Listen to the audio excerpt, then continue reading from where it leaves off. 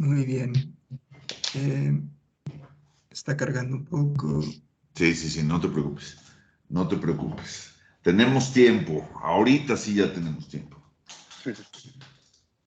Perfecto. Listo, ya estamos grabando. Así que Ok, podemos empezar. muy bien. Ok, pues buenas tardes compañeros y compañeras. Hoy les vamos a traer una entrevista para la clase de arte y economía. El equipo está conformado por Fernando, Vanessa, José Manuel y yo, Armando.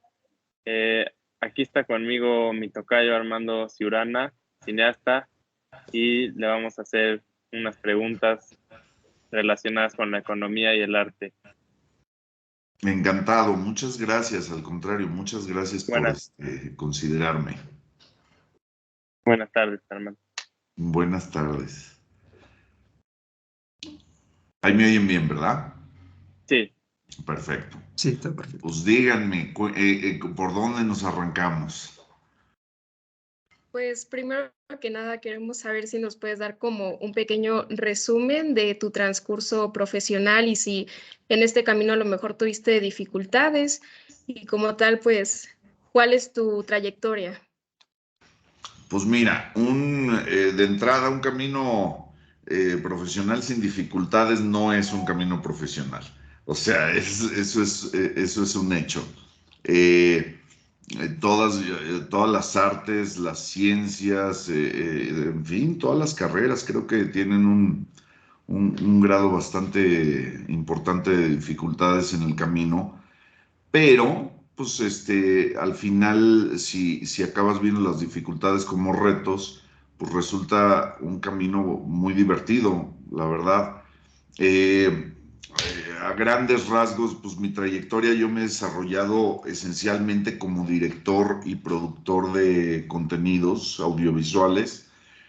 Antes te habría dicho televisión y cine, pero ya ninguna de las dos existen como medio. Ahora, pues es contenido audiovisual pues prácticamente se ve en todas las plataformas que lo permitan, esencialmente los teléfonos. Pero bueno, yo empecé en la tele hace muchos años, empecé en el año de 1991. Empecé a trabajar en un sistema de noticias que se llamaba ECO, que era un sistema de noticias que era todo el día y toda la noche, las 24 horas del día. Pues yo empecé ahí pues literal, como ayudante de editor. A mí siempre me gustó, digamos que la parte de la cocina. Y pues bueno, empecé como ayudante de editor, después como editor senior ya, y yo creo que por ahí del año 93, 94 empecé a dirigir cositas muy chiquitas para un par de programas que tenía Ricardo Rocha. Uno de esos programas se llamaba En Vivo, que duraba toda la noche, empezaba los viernes a las 11 de la noche, perdón, y terminaba el sábado a las 7 de la mañana. Y esencialmente era un programa musical, cultural, etcétera. Estaba bastante cotorro. Y ahí empecé a dirigir. Y en otro programa que se llamaba Para Gente Grande. Y de ahí, pues empecé a dirigir, a especializarme, digamos, en programas en vivo, en shows en vivo que pues es hablando de televisión, es una disciplina como muy padre porque, pues vaya, el programa corre y si la riegas, pues la riegas en vivo pues vaya, es una experiencia padre. Un poco por ahí del año del 96 me fui a estudiar cine a Nueva York, que era mi tirada inicial. Yo no soy de la Ciudad de México, soy de Celaya, Guanajuato, y yo me vine a México a estudiar cine. Y pues bueno, eh, se me atravesó la logística del CCC, del Centro de Capacitación Cinematográfica del Centro Nacional de las Artes. Presenté, no me quedé, porque pues la verdad es que no estaba yo bien preparado para el examen. Es un examen muy demandante y es una escuela muy importante. Y pues también se me atravesó el hambre y las ganas de pagar la renta y la luz y el teléfono, entonces por eso empiezo a trabajar en televisión, pedí la oportunidad, me la dieron, gracias a Dios. Y es hasta el 96 que me voy a estudiar cine a Nueva York. Y cuando regreso a hacer un poco de lo mismo, televisión en vivo, y ya ahora sí ya me especializo un poquito más y empiezo a trabajar con un señor que se llama Eugenio Derbez, y pues, me dio la oportunidad de dirigir pues, todos los programas unitarios que tuvo en Televisa, que fue Derbez en Cuando, Al Derecho y al Derbez, XH Derbez y la primera temporada de La Familia Peluche, que pues, era mucho más enfocado a lo que yo quería hacer. Ficción, me gusta mucho la comedia, me gusta mucho pues el género, y entonces pues bueno, estuvimos trabajando muchos años juntos. Y después, cuando termina la primera temporada de La Familia Peluche, también pues pasa que de pronto te engentas, de pronto ya son muchos años de trabajar con la misma gente, y regresé a hacer televisión en vivo y me fui a trabajar a una compañía que se llama Endemol, es una compañía holandesa, y en esa época tenían un concepto pues muy padre en México que se llamaba Big Brother, y entonces yo hacía las galas en vivo de Big Brother, que eran las nominaciones y las expulsiones los miércoles y los domingos. Me eché prácticamente todos los Big Brothers que hubo, que en total ya con los VIPs, los privados, porque también hicimos un Big Brother privado en circuito cerrado, fueron 8 Big Brothers. Y terminando esa parte, me voy, perdóname, perdón, me voy a trabajar con un señor que se llama Simón Bros, que pues ha hecho una carrera brillantísima en la publicidad, en los comerciales, y que aparte pues era, en esa época era, esto es alrededor del 2007, era lo más parecido a hacer cine, porque pues filmabas en película, el proceso de aprobación de un comercial era literal como hacer una película de estudio, pero chiquita, ¿no? Tenías que tener una serie de aprobaciones, el proceso de preproducción de un comercial es exactamente igual al de una película, nada más, pues te digo, un poco más reducido. Trabajé un año con él y pues me envalentoné, y terminando de trabajar con él, pues decidí fundar y abrir mi propia compañía, que se llama Charro Black Films, y tengo ya con esa compañía 14 años. Está a punto de cumplir, sí, a ver, 2007, sí, 14 años, cumple 15 en enero del 2023. Y esencialmente me he dedicado a hacer lo mismo. El tema pues, de sostenerte,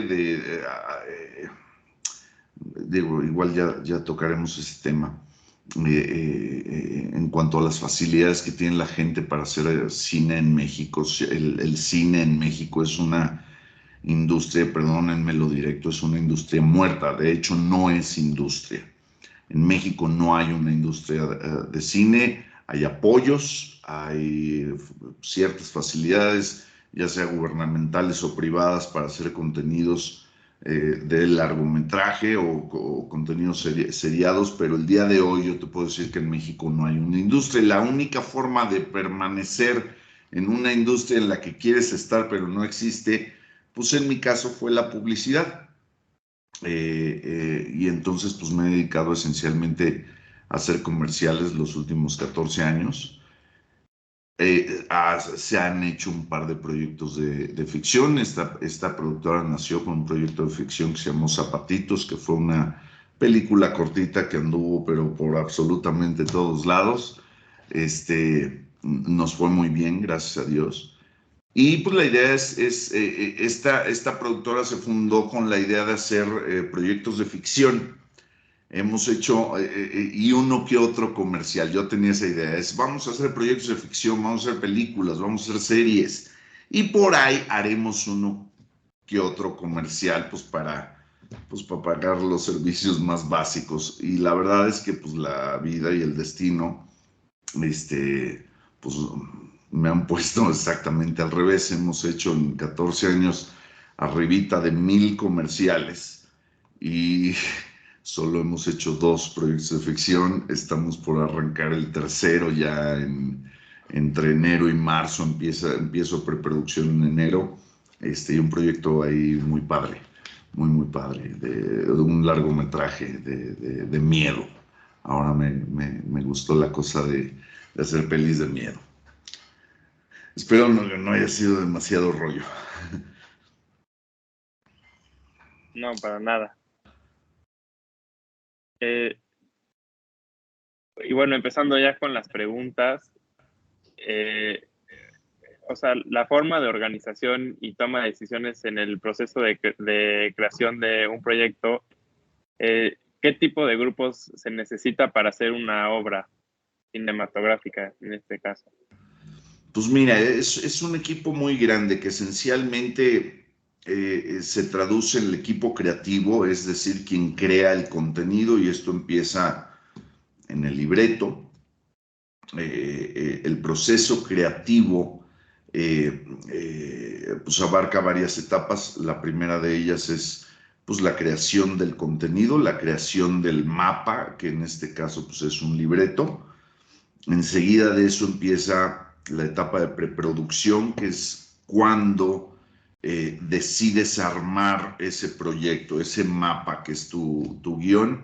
Y pues aquí prácticamente intervienen pues todos los departamentos de la peli, aunque sigue siendo un proceso de construcción, un proceso de desarrollo creativo. Es decir, te juntas con tu fotógrafo y empiezas a determinar cuál es el look de tu película, cuál es el lenguaje visual que vas a emplear, cuál es tu paleta de color, que esto es bien importante, pues ustedes saben que los colores producen emociones, o más allá de producirlas, las potencian. Entonces, pues elegir la paleta de color de tu proyecto, es decir, qué colores vas a ver en la pantalla, es como una parte importantísima. Y ahí entra otro departamento que se llama diseño de producción.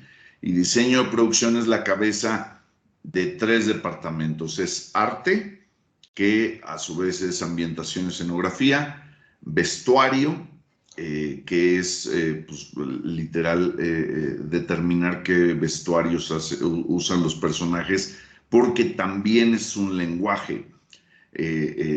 Las personas se visten de acuerdo a su personalidad, y pues cuando tú defines un personaje en el libreto, pues también estás como viendo cómo se viste, cómo camina, cómo come, qué tipo de ropa usa, en qué colores, en fin. Y maquillaje también. En este caso, pues que tienes que diseñar el look de tus personajes, y no es nada más hacer que se vean guapos o cubrir imperfecciones, sino que el maquillaje también es un lenguaje. Por ejemplo, nosotros tenemos una pareja joven de papás muy sufridos, pues tienen un hijo que tiene un problema de salud. Entonces pues sus caras van a ser ojerosas, demacradas, no en exceso, pero sí es gente que tiene que trabajar mucho para poder cubrir pues los costos del tratamiento de su hijo, y que pues aparte se están enfrentando a una problemática de pareja por lo mismo, en fin. Entonces pues es evidentemente alguien que no duerme bien, o personas que no duermen bien, que trabajan todo el día, que traen cargando una preocupación. Entonces diseñas el maquillaje en función de eso. De pronto un poquito de ojerita, de pronto la piel un poco reseca, porque con el estrés se reseca la piel, en fin. empiezas a determinar con estos departamentos cómo va a funcionar. Y entra, yo creo que la persona más importante al final de este proceso de la preproducción, la persona más importante en el set cinematográfico, que es el primer asistente de dirección. El primer asistente de dirección es literal quien lleva el set en tu proyecto. Y entonces, en base a lo que ya hiciste y en base al presupuesto que tienes, el primer asistente de producción hace un plan de trabajo.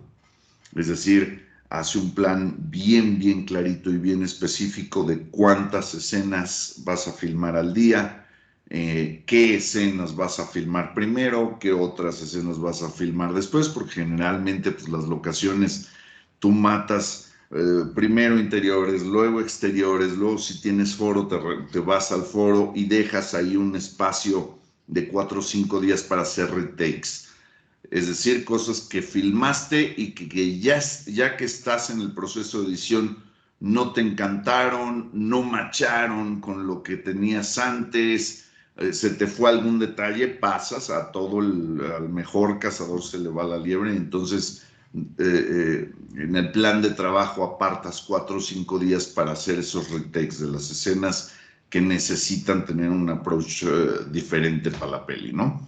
Entonces, ya una vez que el primer asistente de producción hizo el plan de trabajo de la película y que ya tienes todo esto, cómo se visten, cómo se ven, qué colores, qué lentes, qué luz, todo eso, inicia la segunda etapa, que es la etapa de producción, que literal es filmar. Y entonces ahí entra otro equipo, que es el equipo de producción y el equipo técnico. Y es pues la gente que se lleva la chinga, ¿no? Digamos que la cocina. Y ahí y funciona exactamente como una cocina. Es un trabajo atropellado, es un trabajo muy demandante, sucio, muy cansado, y pues bueno, viene esa etapa que es literal la de filmación. Y viene una tercera etapa en donde intervienen pues dos departamentos, edición y postproducción, que en postproducción se divide en dos. Es primero un editor responsable que con el director y el guionista hacen un corte de la película. Y pues ahí decides que si cuentas, que no cuentas. Resulta que hay cosas en el libreto que te gustaban mucho, pero ya no hacen mucho sentido ya que las ves cortadas, o de pronto tienes escenas que asesinan el plot de tu película. Me ha pasado. De pronto hay cosas que no funcionan y las tienes que quitar, o cosas que funcionan y las tienes que ampliar. En fin, ese es el proceso de edición. Luego viene el de postproducción, donde ya vienen pues, ópticos, corrección de color, efectos visuales. De pronto, si tienes algún efecto visual, pues está filmado y entonces ahí entra alguien que hace un compuesto y entonces ya se ve bien bonito, ya como se tiene que ver. Y el último proceso, pero no es último, pero corre un poco a la par de la postproducción, es el diseño de sonido y música y mezcla, ¿no? Y es una de las etapas que a mí me gusta más, porque pues la música y el sonido de tu película, yo te diría que equivale a otro, al guión. Es el segundo script, ¿no?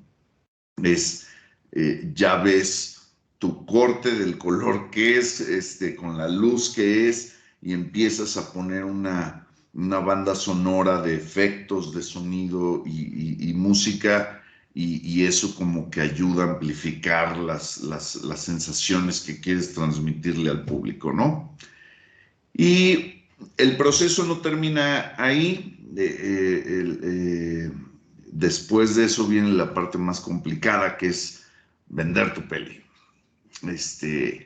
Y es todo un universo también, y entran cualquier cantidad de personas: distribución, marketing, publicidad. Tú, ya que tienes tu peli terminada, pues tienes que hacer una cosa, sobre todo ahora con las diversas plataformas que hay. Tienes que hacer un proceso de entregables. Es decir, tu peli en el formato de cada plataforma, porque no todos tienen el mismo. Pósters, los banners, que te voy a poner, o sea, el ejemplo que conocemos todos es Netflix. Entonces Netflix pone tu película, pero no sé si te has fijado que cada vez que te metes el bannercito que anuncia tu película es diferente. Es un snapshot de la película diferente o un render distinto del póster, entonces tienes que hacer ese número de entregables. Tienes que, parte de los entregables es también las traducciones, es decir, que tú tengas una disponibilidad de subtítulos en distintos idiomas. Eso generalmente lo paga el distribuidor, pero te lo cobra a ti, o sea, es parte de tu inversión como película, hacer doblajes a distintos idiomas. Generalmente, cuando las películas son chiquitas, generalmente haces 1 o 2 idiomas en doblaje y haces de 2 a 4 en subtítulos. Y pues te diría que ahí es donde empieza a vivir la peli o tu contenido, y tiene un periodo de vida de entre 1.5 a 3 años, ya que pasa por todas esas plataformas. Primero, generalmente es compra y renta, después Netflix, y después hasta YouTube. O sea, tú puedes hacer una estrategia con tu distribuidor para decidir cómo quieres que viva tu peli, y pues también de la manera que te resulte financieramente más atractiva, pues para recuperar la lana que invertiste en tu proyecto, ¿no? Otra vez me extendí muchísimo, espero no estarlos mareando con tanto rollo. No, para nada, no. Pero bueno, más o menos ese es el proceso. Sí. Bueno, y seguido de esto, ¿tienes algún procedimiento o algo para poder crear tu equipo de trabajo al realizar una obra? O sea, ¿deben de cumplir ciertas características para poder trabajar contigo? Mira, qué bueno que tocas este tema, porque es un tema bien, bien importante, y es un tema que de pronto resulta extraño para otras industrias. Tú generalmente tienes un buen ingeniero, y ese buen ingeniero lo mismo te hace una casa que un puente, que un edificio, que una presa. Acá no, acá hay como ramas de especialización bien, bien específicas. Por ejemplo, el director de arte que yo contrato para hacer un comercial de mayonesa no es el mismo director de arte que contrataría yo para hacer mi peli de terror. Generalmente te basas en cuestión, pues, de estilo, de gusto. Hay directores de arte que a mí me gusta en específico lo que hacen para ciertas cosas. Entonces, generalmente el equipo de trabajo en una productora cambia muchísimo.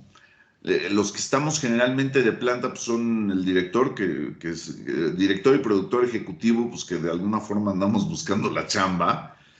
Y me rodeo de 2 personas en específico, de un primer asistente de dirección que es muy capaz, y de un line producer que no es el productor ejecutivo, pues, digamos que en términos generales es un productor, pero sí es alguien que te tiene que conocer muy bien, y que, por ejemplo, en este caso, es como el contrapeso del director, y por eso es tan importante. Los directores somos necios, nos creemos artistas, somos muy malos administradores, estamos muy enfocados en que se vea exactamente como queremos, y digamos que el line producer o el productor es el policía malo. Es el line producer cuando tú estás forevereando en el set, llega y te dice: sí, qué bonito lo que estás haciendo, pero la grúa que quieres no te alcanza, hazlo con otra cosa, y tienes 3 horas para terminar. Y generalmente son los que te rompen el encanto, pero es basiquísimo, porque si fuera por nosotros los directores, pues te 3 semanas en 2 escenas, ¿no? Porque quieres explorar cómo se ve y la emoción y a ver si el actor, y ya sabes, si de pronto estás haciendo tu película de una forma y se te ocurre en tu cabecita que a lo mejor si manejas un tono distinto en esta escena y se te puede ir pues el santo al cielo durísimo, sobre todo con la lana, o sea, el proceso de hacer una película, hacer un comercial o un contenido de televisión es carísimo por hora. Es como las bombas de gasolina, nada más ves cómo se está yendo la lana y si de pronto el director o un actor o lo que sea detiene el set o retrasa el set, pues eso le pega directamente a las finanzas de la peli, sobre todo en un país donde los recursos para hacer cine son limitadísimos. Entonces tú quieres ahí como optimizar, ¿no? Y la otra, hablando de especialización y de la gente que interviene en esto, pues bueno, ya dijimos que cada quien, ahora sí que zapatero a tus zapatos, según el proyecto es la gente creativa que escoges para tener cerca, pero otra cosa como que bien importante es la preproducción. En mi caso así es. Yo me he vuelto una suerte de neurótico loco de la preproducción, porque eso ahorra tiempo y dinero en el set. Entonces, si de pronto yo tengo una escena muy demandante y tengo dudas, lo que hago en lugar de irnos a filmar la escena y tardar 2, 3 días filmando esa escena porque estás experimentando en el set, lo que hago yo primero es contratar un sketchista, un artista de storyboard. Y entonces empiezas a hacer tu secuencia en cuadritos dibujados, ¿no? Porque obviamente el tiempo del storyboardista es más barato que el tiempo del set, ¿no? Entonces prefieres hacer eso. Si aún así tienes dudas, previsualizas la escena, es decir, agarras una camarita muy casera, muy sencilla, te sales con 2 asistentes de producción y empiezas a filmar tu escena como la vas a filmar en el set, sin el arte y sin la luz, etcétera, pero para darte una idea de cómo corre la escena, de cómo cortas y lo que estás alucinando en tu mente va a ser lo correcto. Y eso a lo mejor puede resultar pesado en preproducción, pero en lugar de echarte 3 días filmando una escena y llegar a crear al set, pues es una escena que puedes filmar en 3 o 4 horas, cuando ya tienes muy claro qué vas a llegar a hacer.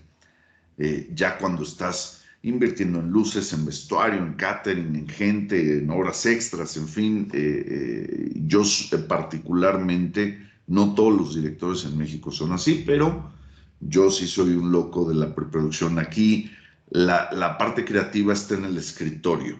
En el set llegamos a explorar muy pocas cosas.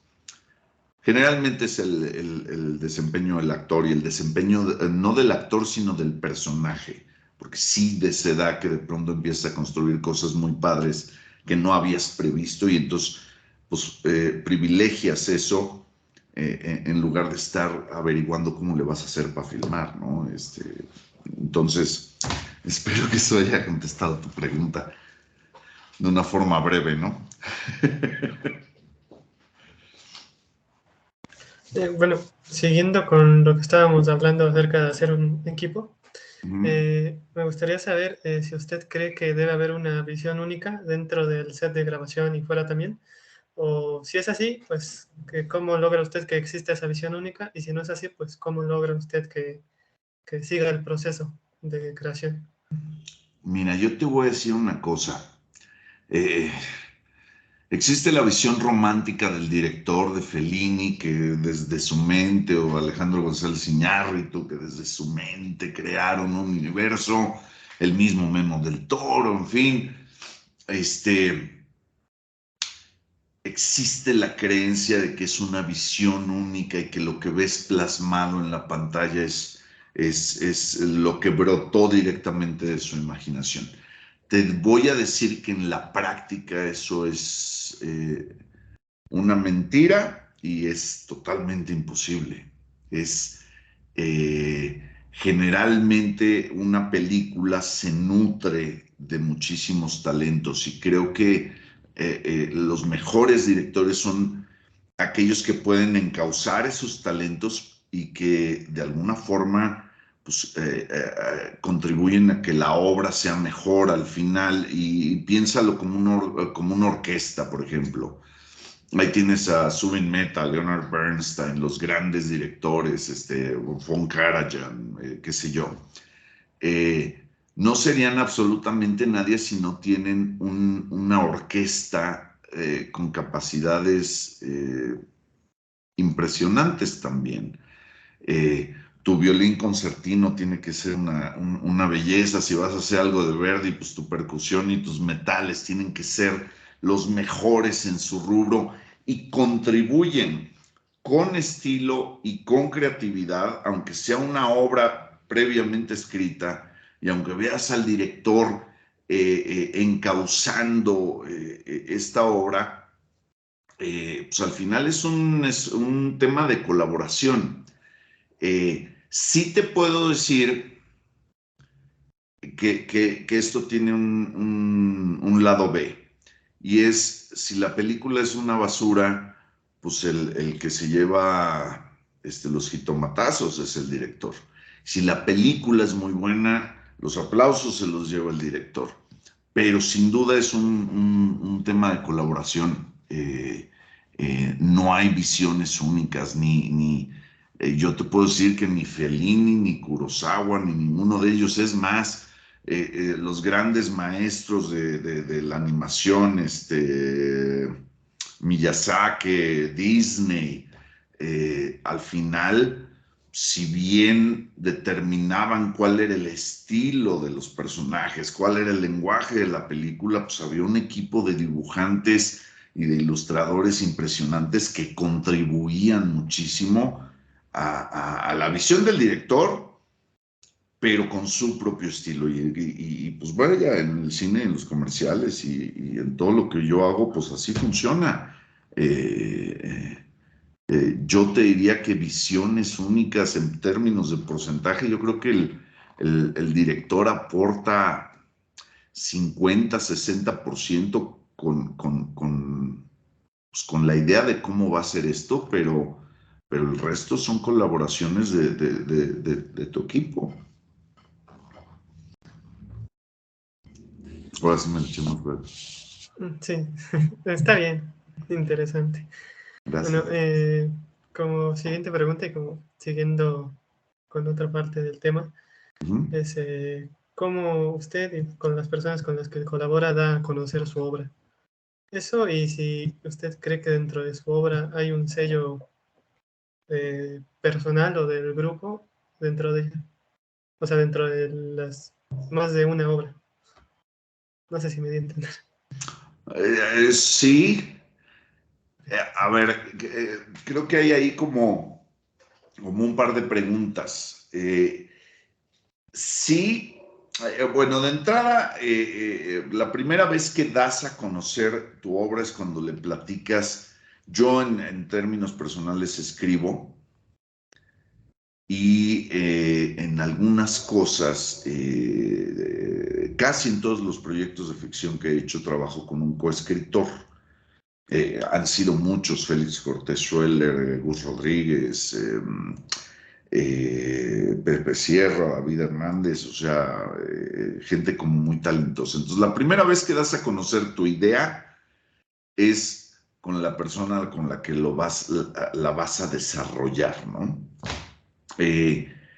Y ya cuando vino todo este proceso, pues tú estás como ensayando tu obra todo el tiempo, desde que la vas creando, desde que la vas filmando, etcétera. Y pues cuando llega el momento de darla a conocer al público, el proceso es bien duro, porque justo ayer o antier platicaba con un extraordinario productor de películas que se llama Belino Rodríguez, que tiene películas mexicanas. Él generalmente hace comedia romántica. Una de las cosas que está haciendo ahora o que colaboró en la primera temporada es un proyecto para Amazon muy ambicioso acerca del gobierno de Echeverría, del 68, etcétera. Ahorita se me fue. Un extraño enemigo se llama.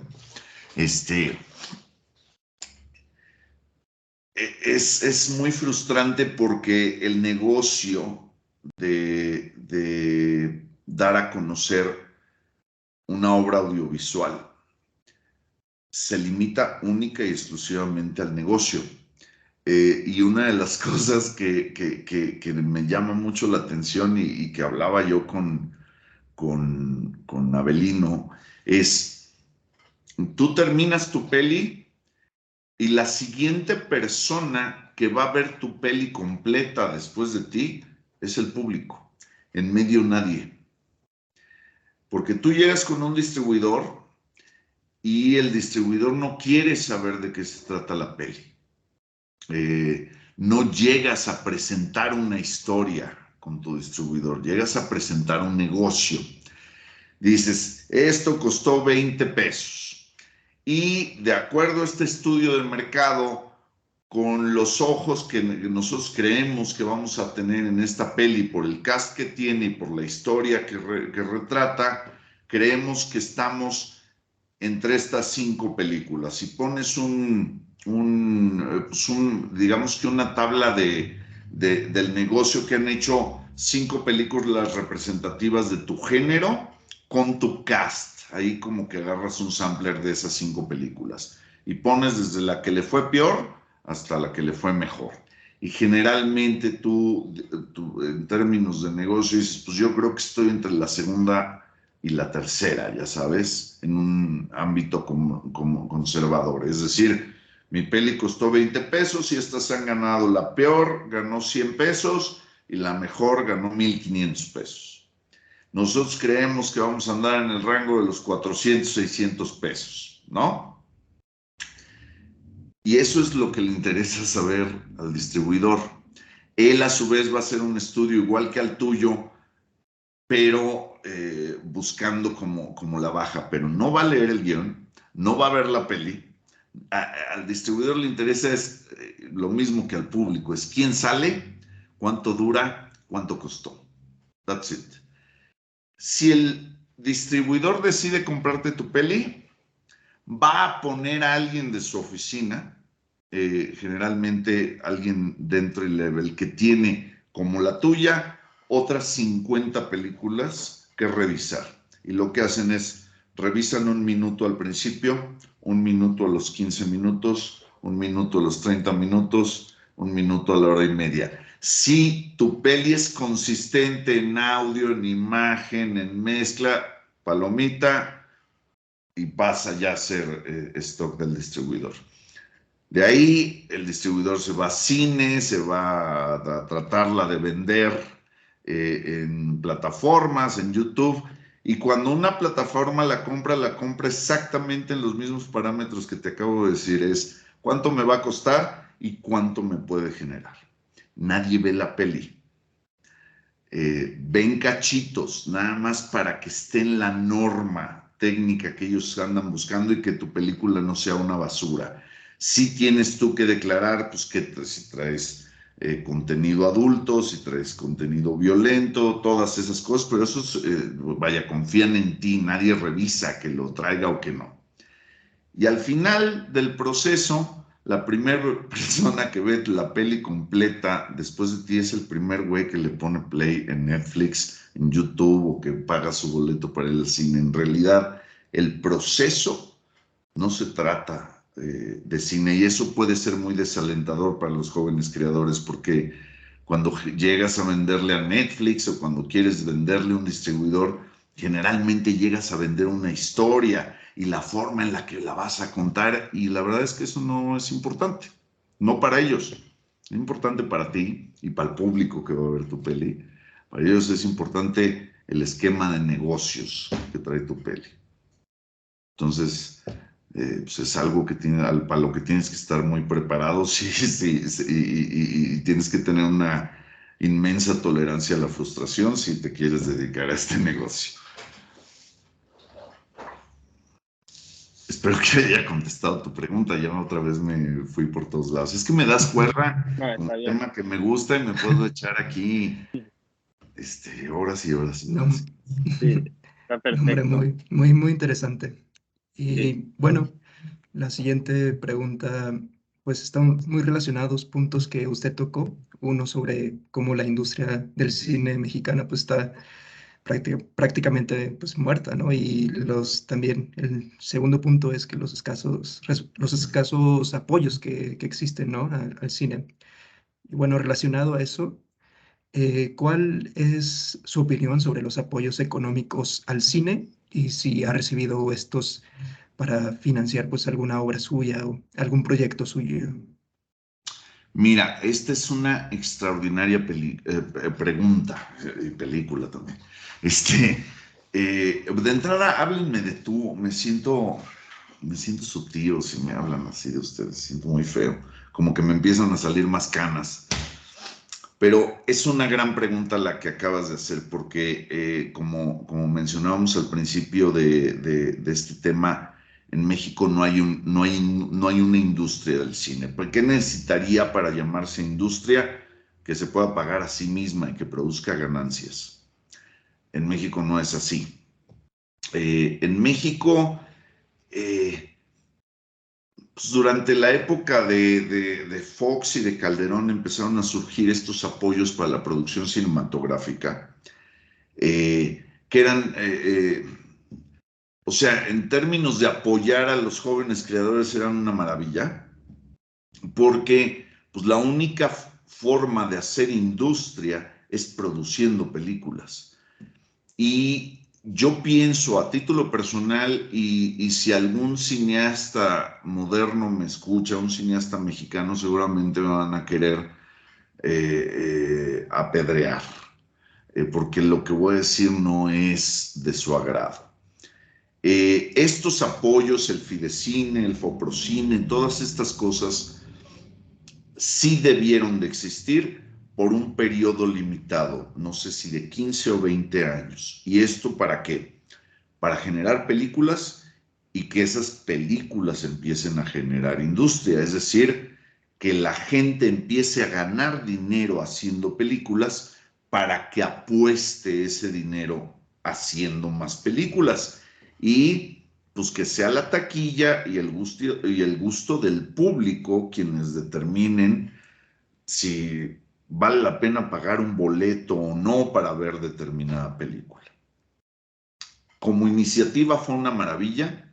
Empieza, te digo, hacia finales del sexenio de Fox, a mediados del sexenio de Calderón ya se establecen como muy bien los mecanismos del Fidecine y el Foprocine.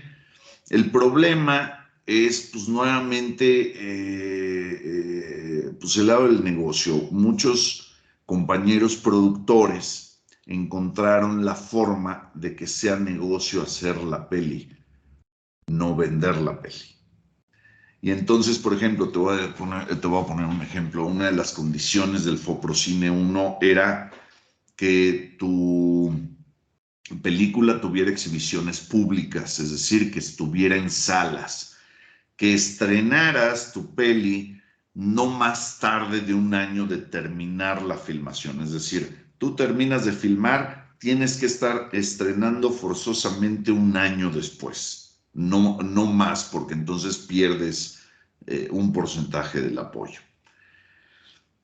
Y pues lo que hacían mis compas de productores, que seguramente les voy a caer muy mal, era, ellos presupuestaban, si la película costaba 100 pesos, la presupuestaban real, el presupuesto liberado era de 80 y entonces te ganabas 20 pesos por hacer peli, ya no importaba si exhibías o no, o sea, la peli le iba bien o no, ya era negocio hacerla.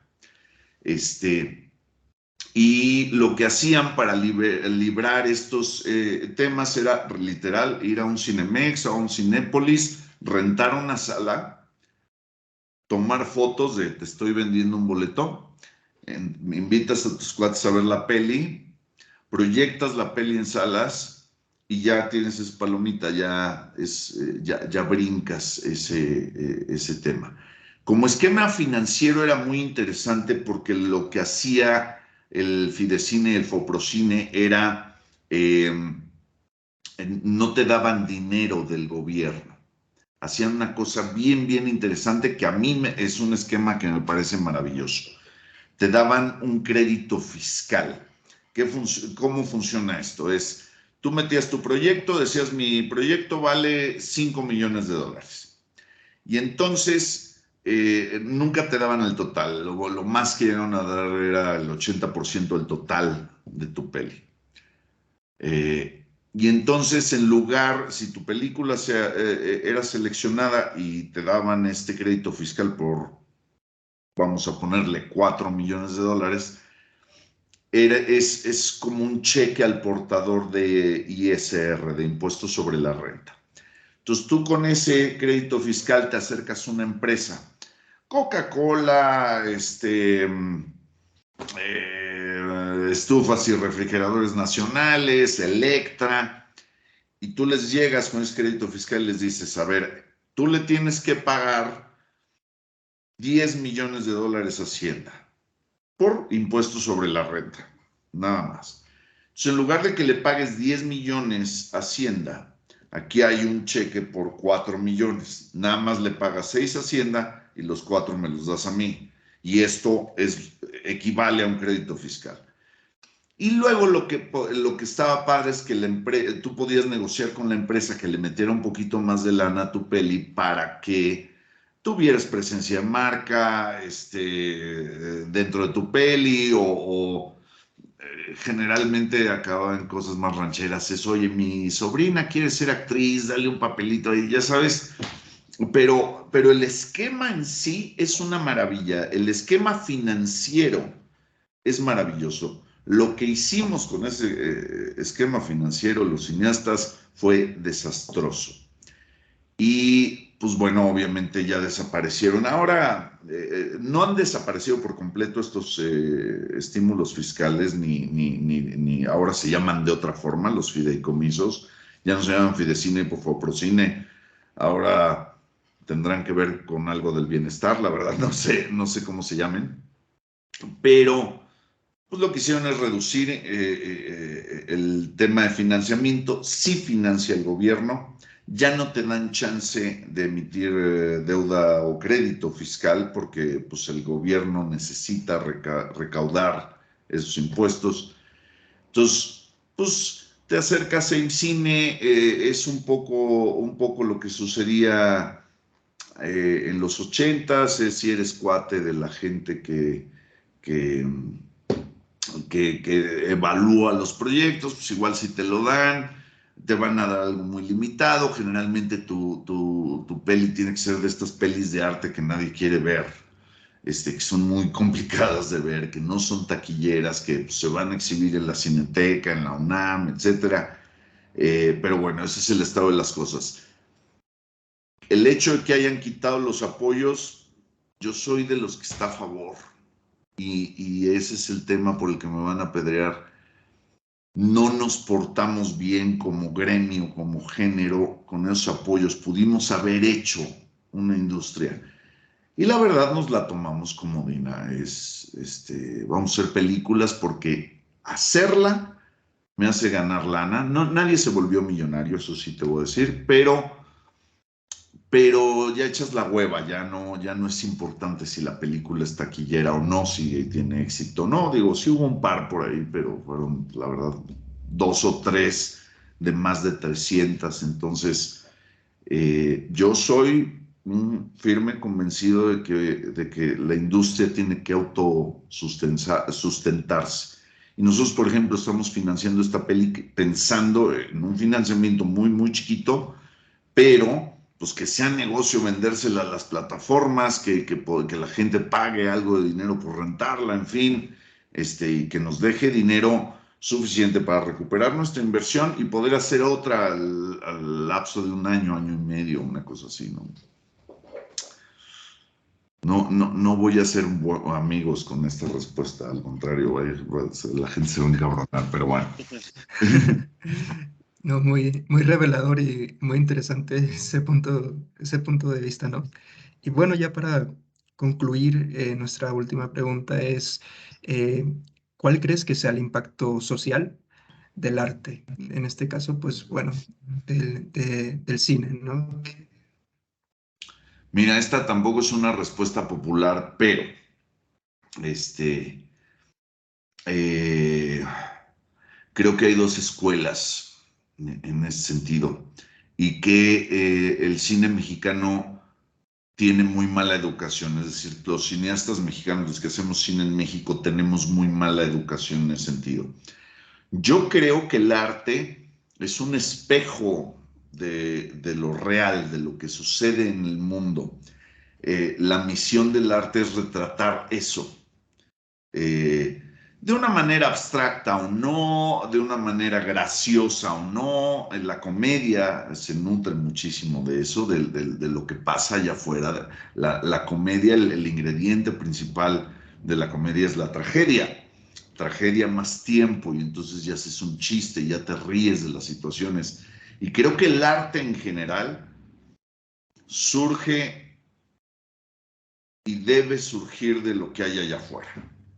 O sea, no hay tal cosa como el arte original. Al final es un impulso del artista por denunciar lo que ve, lo que le gusta, lo que no le gusta, etcétera.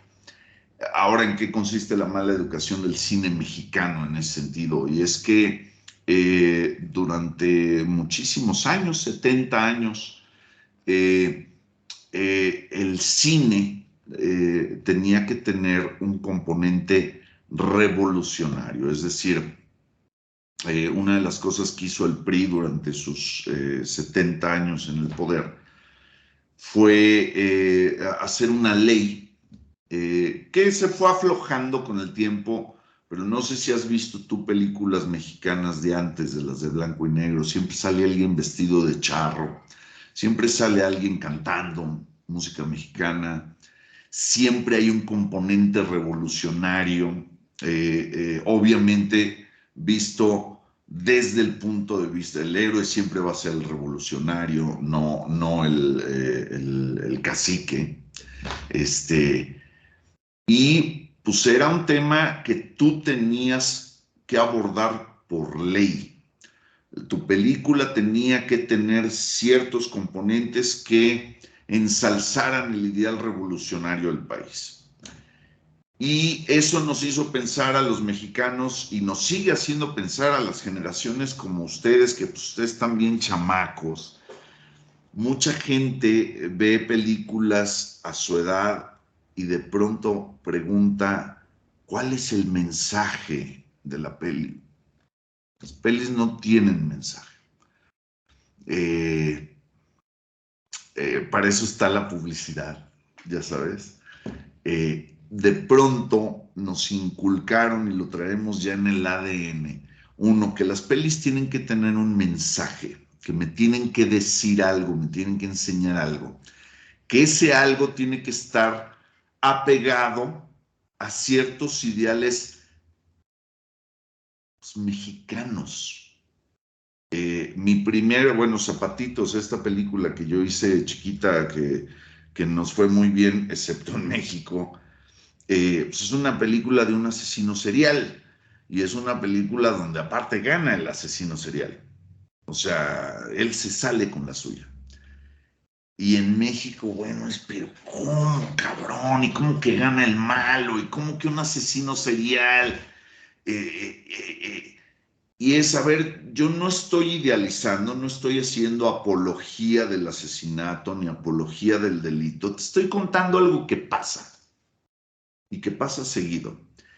Y el único fin y el mensaje que yo quiero entregar con mi peli es que te sientes en tu butaca, te chingues unas palomitas y al final digas, no mames, ganó el asesino, ya sabes, nada más.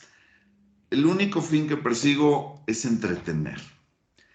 Eh, Creo que único fin que persigue el arte, es tocarte el alma de una manera positiva, de una manera negativa, de la manera que tú quieras, pero el arte efectivo es aquel que mueve algo dentro de ti y que a lo mejor te invita a reflexionar, o te invita a disfrutar, o te invita a reírte, o te invita a llorar. Creo que es el único propósito del arte. Desde mi punto de vista, obviamente, porque se me van a echar encima, no sé, a la hora que enseñen su entrevista, creo que va a resultar polémica por estas cosas, pero al final es eso. Entonces, de pronto, siento que en México nos tenemos que sacudir un poco este tema de que las pelis tienen que tener un mensaje, ideales revolucionarios, eso, pues, y bueno, ahorita estamos, desafortunadamente, a mi gusto, es mi opinión, pues regresando a este idealismo revolucionario que no existe, que dejó de existir pues yo te diría que en los 40, o sea, el último idealista revolucionario fue Lázaro Cárdenas, y después de ahí lo único que ha venido es deterioro de ese ideal, ¿no? Entonces, pues es imposible volver, en términos artísticos, estas cosas que pintaba Siqueiros, que pintaba Diego Rivera con fuertes cargas políticas, el ideal obrero revolucionario, eso ya no existe. Pues nadie se la cree, vaya, ¿no? Bueno, espero que no se metan en un pedo con esta entrevista. No, para nada. Y sí, muy cierto, ¿no? El arte va pegado al contexto social, político, lo que digas, y además debe ser atrevido, ¿no? Más en estos tiempos, debe de proponer cosas nuevas. Y Así pues es. básicamente lo que tú expresas.